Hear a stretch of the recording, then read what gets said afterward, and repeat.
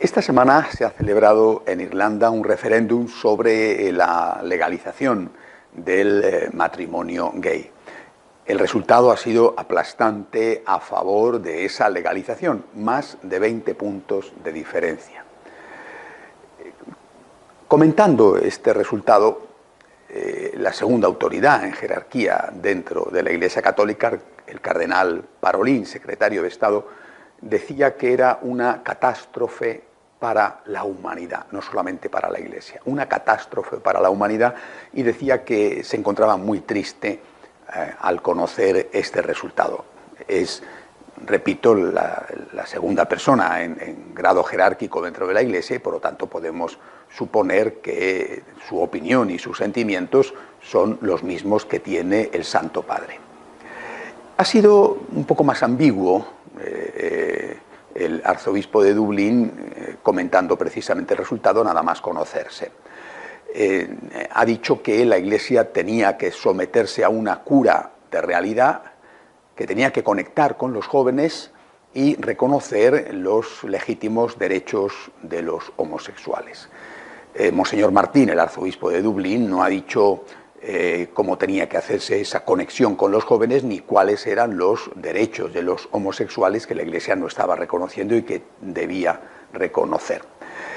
Bien, a la vez en Roma ha tenido lugar un simposio celebrado a puerta cerrada en la Universidad Gregoriana de Roma, probablemente la universidad más prestigiosa que tienen los jesuitas, por lo menos a nivel teológico en el mundo, un simposio organizado por tres importantes conferencias episcopales europeas, la alemana, la francesa y la suiza. A este simposio, repito, a puerta cerrada, sin embargo, ha sido invitado un medio de comunicación italiano, el periódico de izquierdas, no el de extrema izquierda, pero el periódico de izquierdas, La República, para que informara sobre el contenido del simposio con la única condición que el periódico ha respetado de no decir quién era el que afirmaba las cosas, solamente un profesor o un sacerdote o un obispo ha dicho tal cosa, pero sin decir tal profesor o tal obispo. Y gracias a esto hemos podido saber, por lo menos si no todas, muchas de las intervenciones en este simposio, que supuestamente estaba dedicado a preparar el próximo sínodo de los obispos sobre la familia, aunque en realidad todo ha girado en torno a la moral sexual, como si en la familia lo único importante fuera el sexo, pero en fin, esto es lo que ha ocurrido. Si tuviera que resumir de lo que he leído, lógicamente porque no he estado en este simposio, yo tuviera que resumir el contenido de las distintas intervenciones, lo diría con la frase de uno de los ponentes. La Iglesia tiene que asumir que en cuestión de sexo todo vale. Todo vale. Y la única condición que la Iglesia tiene que poner es que sea consentido. Todo vale mientras que sea consentido. Bueno, esta es una tesis antigua, no es una tesis de ahora, ¿no? Por lo menos viene abriéndose paso en la Iglesia ya desde antes del Concilio Vaticano II. Tenemos que hacer un desarme en cuestión de moral sexual para aceptar la primacía absoluta de la conciencia individual, que no tiene que tener otra limitación más que la de no imponerse a nadie en cuestión de sexo. Mientras que sea consentido, todo vale. Y así, decían en el simposio, así conectaremos con los jóvenes, así evitaremos que la gente se vaya de la Iglesia. No digo yo que las palabras de Monseñor Martín de Dublín estén relacionadas con esto directamente. Entre otras cosas, Monseñor Martín había hablado justo después de conocerse el resultado del referéndum en Irlanda, y esto ha sido pronunciado en la Gregoriana en la misma semana, pero 2 o 3 días más tarde. Pero es evidente que el fondo de la cuestión es la misma. Para que la gente no se vaya de la Iglesia, para que los jóvenes en particular no se vayan de la Iglesia tiene que renunciar a la moral sexual, aceptando que todo vale con tal de que haya consentimiento. Ahí se plantean al menos 2 grandes preguntas. Primera, ¿esto de verdad va a ser útil? Es decir, hacer este desarme moral para aceptar que todo vale, ¿va a evitar la fuga de los jóvenes de la Iglesia? Esta es la primera pregunta. Si nos fijamos en lo que está pasando en las iglesias o en las comunidades eclesiales donde esto ya se está aplicando, ya llevan años aplicándolo, lo que comprobamos es que esto no es cierto. Es decir, nos están vendiendo la idea de que la moral sexual que la Iglesia lleva 2000 años manteniendo es la causa del abandono de los jóvenes. Es un lastre hoy en la espalda de la gente y que si no queremos que la gente se vaya, tenemos que renunciar a tener una moral sexual. La única condición es esta, que sea consentido. Esto es lo que nos están vendiendo. Pero esto, cuando se ha aplicado, cuando se está aplicando en otras iglesias, no está resultando bien. No es un camino de éxito. Al contrario, esas iglesias totalmente permisivas en cuestión de moral sexual, incluido aborto, divorcio, etcétera, porque, bueno, no sé hasta qué punto el aborto puede considerarse moral sexual, aunque tenga, lógicamente, el embarazo sea el resultado de una relación sexual.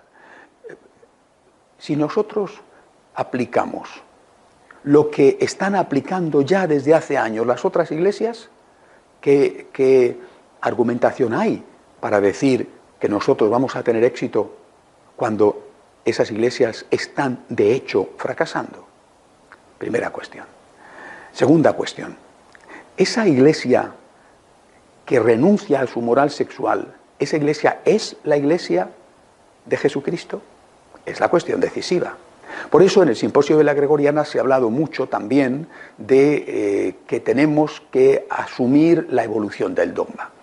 Tenemos que aceptar que el dogma evoluciona y que partiendo de una base inicial hay que asumir los cambios sociales, históricos. Bueno, el dogma tiene que evolucionar para seguir diciendo algo al hombre de hoy. Bueno, esto es un camuflaje de la realidad. Es decir, por mucho que quiera presentarlo como una evolución en las formas o una evolución en la presentación, aquí de lo que se está tratando es de una evolución y un cambio en el fondo. Y este cambio profundo en el fondo permitiría a la Iglesia que ha hecho ese cambio identificarse con, no solamente con la Iglesia de 2000 años antes, sino con la Iglesia, por ejemplo, de los primeros cristianos mártires que vivían en una sociedad totalmente permisiva en campo sexual, como era la sociedad griega o la sociedad romana, y que sin embargo no se asimilaron con ella. ¿Es posible identificar este tipo de iglesia absolutamente permisiva con las cartas de San Pablo?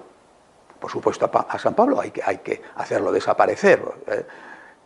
Pero es que es posible identificar esta iglesia no solo con los primeros cristianos, no solo con San Pablo, sino con el propio Jesucristo.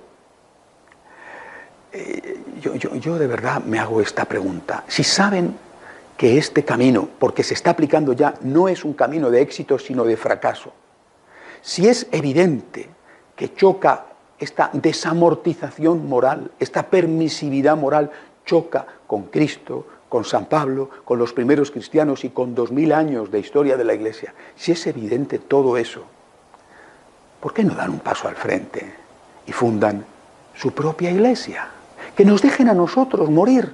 Si ellos dicen que vamos a morir porque la gente se va, que nos dejen morir. Que nos dejen morir, que se vayan ellos y funden una iglesia de éxito. Y que nos dejen a nosotros morir siendo fieles a Cristo, siendo fieles a San Pablo y siendo fieles a lo que los primeros cristianos hicieron, que es lo que quería San Juan XXIII cuando convocó el Concilio Vaticano II, volver a las fuentes. Que nos dejen morir, que sean valientes, que sean honestos y que funden su propia iglesia. Supuestamente, según ellos, es así, será una iglesia de éxito. Quizá a algunos, a lo mejor nos interesa otra cosa más que el éxito. Quizá preferimos morir siendo fieles a tener éxito siendo traidores. O a lo mejor es que ellos tienen miedo a que ese éxito no lo van a conseguir. ¿Qué hay detrás de todo esto? Lo que yo creo que hay detrás de todo esto es lo que dijo el cardenal Parolin. Una catástrofe para la humanidad, no solamente una catástrofe para la Iglesia, una catástrofe para la humanidad. Y concluyo en que hay que hacer lo que dijo también el cardenal Parolín, hay que evangelizar más. Lo que tenemos que hacer es explicarle a la gente que el camino de la felicidad no viene por la permisividad total. El camino de la felicidad viene por Jesucristo. Tenemos que explicar a la gente mejor el mensaje de Jesucristo. No cambiar el mensaje de Jesucristo para decir lo que la gente quiere escuchar. Eso ya lo están escuchando. Lo que tenemos que hacer es explicar mejor el Evangelio, el mensaje de Jesucristo, para que la gente entienda que la felicidad está en el camino de Jesucristo y no en lo que el mundo les está diciendo. Hasta la semana que viene, si Dios quiere.